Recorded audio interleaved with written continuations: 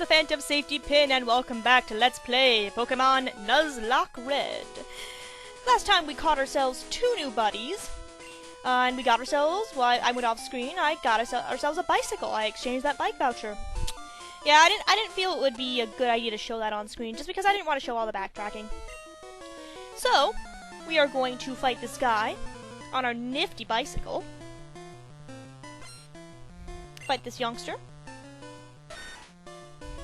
who has Sandshrew, which we all remember what type is strong against a ground type, right?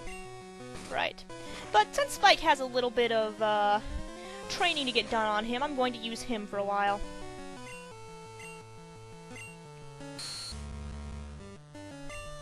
Ow. I think it was about this time I decided to hit him one more time and then withdraw a Spike. Or did I? Well, I'm rewatching this. I don't always know when and what I did when and what happened with it. Also off screen, I dropped off Mesmer for a bit. I wanted to focus on having Dig Dug level up. I didn't keep Mesmer in the team because I wanted to see if I could catch another Pokemon. I didn't want 2 Psychic types on the same team. And that was really close. Decided to use up that potion just to make sure it got used. I probably should have used it on Dig Dug now that I think of it. And on we go. And that was a quick battle, so... And Spike has gained some experience now. He's a little bit stronger. A little bit better. Harder, better, faster, stronger. And... What do you want? Leave me alone. Fine, jerk. We're just gonna do a lot. We're gonna be doing a lot of trainer fighting today. This is another one of those videos.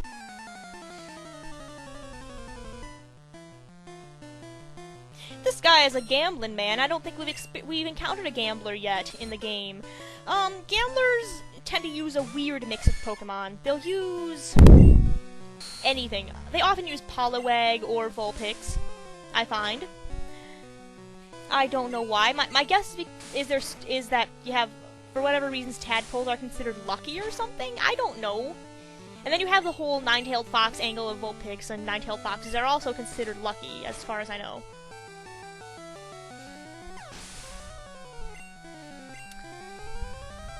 And this one has Horsey, too. Very interesting. Are seahorses considered lucky? I have absolutely no idea why a gambler would be using these Pokemon, but...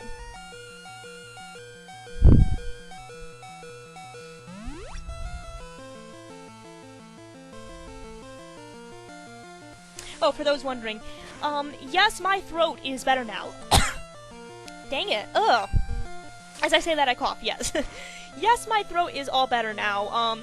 I rested up for the first half of the day, today while I was recording. I'm recording this at about 3:14 p.m. right now, the next day, so I am feeling much better. My throat is in much better shape, and it's not sore anymore. I've actually got a couple, almost, I think, like, 7 more videos to record. So yeah, 7 more videos to record today, audio 4, and, that'll take me up to the first 25 episodes I have recorded over the past 3 days. Yes, I've been pretty much non-stop playing this game every day for several hours straight. It's really the only way you can make progress in this game. And we are already halfway through the game at 25 episodes in.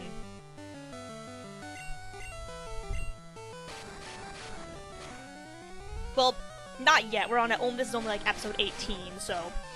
But I do have the first 25 filmed and at this point in time, and I'm pretty much almost halfway through. I'm almost up to the Celadon City's gym.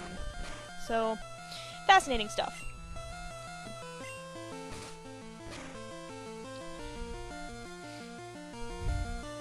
Oh, I never explained about Bellsprout and Growth. Growth raises special attack, and I believe in, Generation 2 it also raises special defense. All it does is make, the non-physical attacks that Bellsprout has hit harder.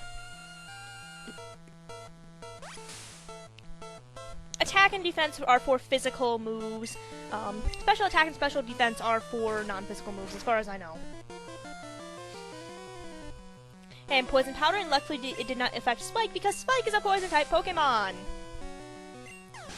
And down goes Oddish. And Spike's trying to learn a new move, Focus Energy. Focus Energy is an interesting move. Focus Energy actually is going to replace Bide, because it's a much better version of Bide, and it doesn't require we take damage.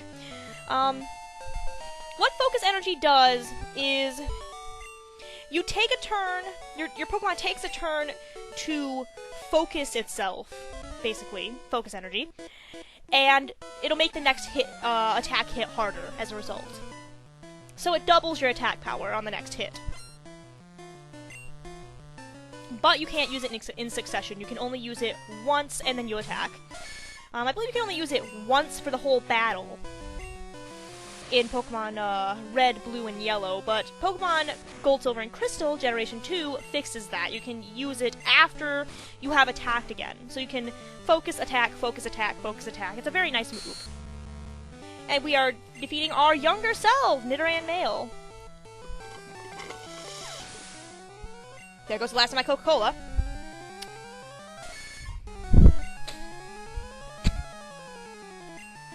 And hey, we are defeating ourselves. Interesting. I just looked over and saw that.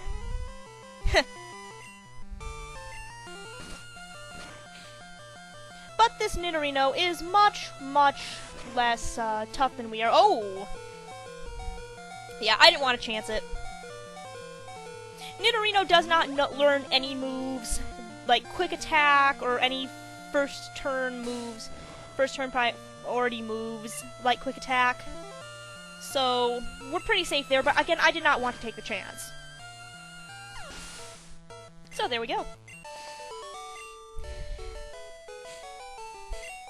Too much, too young.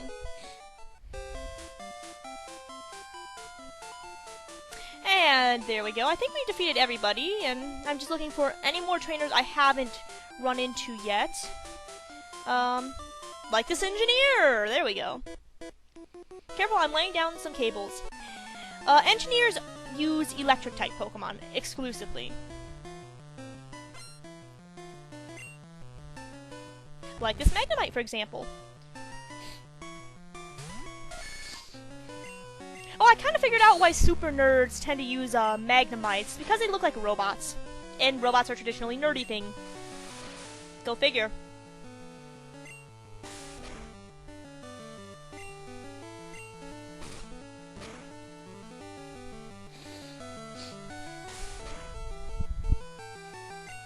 But since Magnemite does not have the nice boost from the Steel type, the nice defense boost from the Steel type in this game, it goes down easy.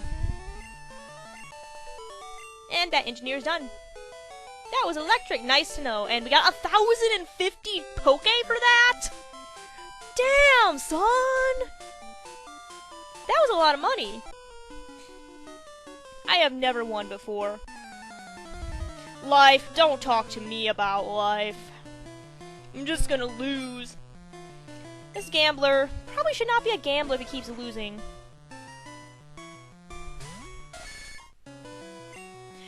And once more, he's like I said, he's using Growlithe, a fire-type Pokemon.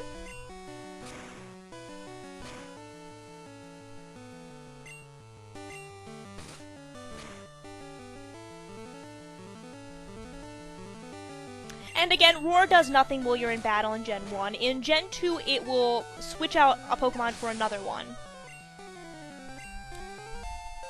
And Spike's at level 24. I believe Spike is up to level 25 by the end of this video.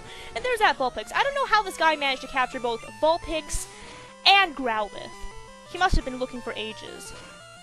And I don't know which is more common in Red or Blue, Vulpix or Growlithe, but I think Growlithe is more common in Red.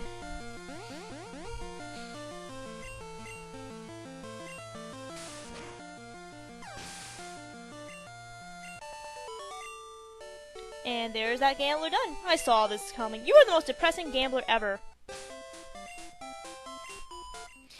I was trying to stack Spike. She sells seashells by the seashore. I was checking Spike's stats there to see how many more experience he needed before he was level 25. And as it turns out, not that much. Watch out for live wires! Okay. Another, engineer, I take it. Indeed. I don't know what he's laying cable for. I guess it's for like a railroad track. I don't know what those barriers are that have the grass with them are for. The grass inside of them.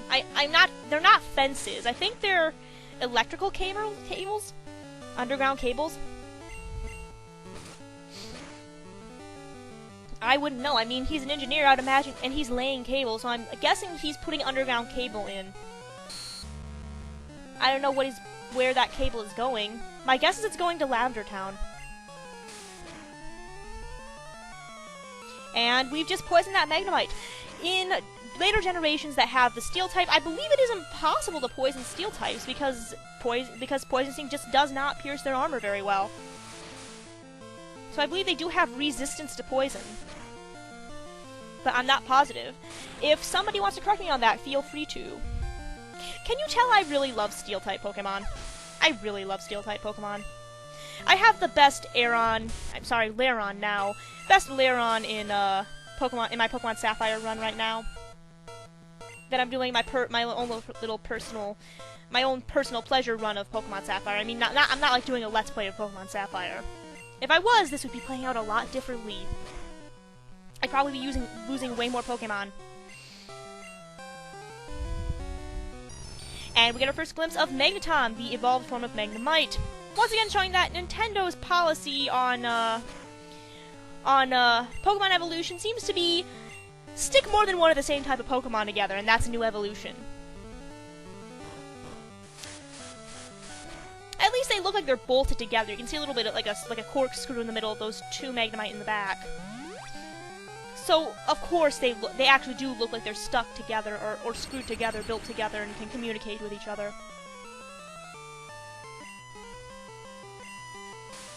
You know, I cannot for the life of me, though, figure out how 3 Magnemite stuck together as Magneton become Magnezone. Someone explain that to me. I don't get that. How does 3 Magnemites stuck together eventually turn into a UFO with magnets attached? I don't get it. I can see how, like, Beldum and such becomes Metagross, because they sort of look like their arms anyway. So go figure. And we have this guy to fight. We are almost done with this route, I believe. There's gonna be no more trainers on this route after that gambler down there. This youngster wants to fight, so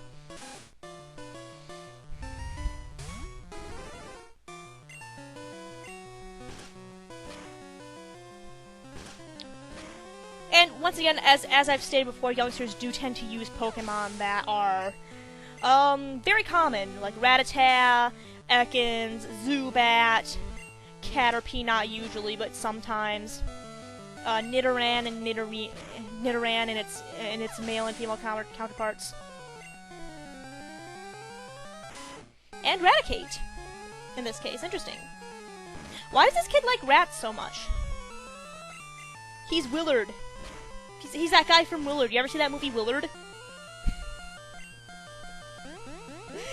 That movie was kind of creepy. Basically, for those who haven't seen the movie Willard, it's about this guy who raises a bunch of rats, and one of them, this big fat one named Big Ben, I guess ends up he thinks it's telling him to go kill people, and it's just pretty creepy. It's a weird movie. Ha! I've never lost. Good for you.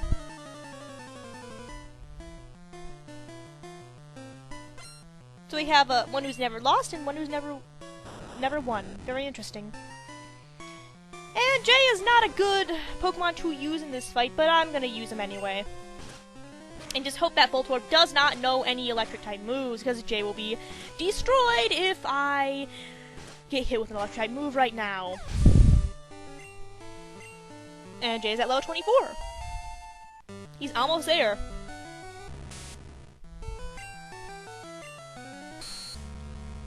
Once again, I was thinking with Gen 2 mechanics and thought that Magnemite was part Steel type, and wanted to lower its defense some before I used Peck on it.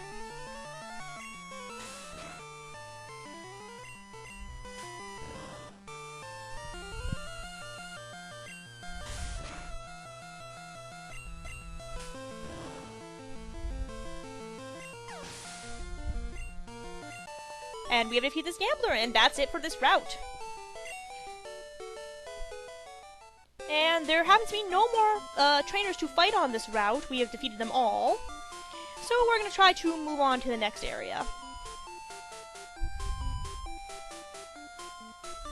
And here we are. Who's this dude?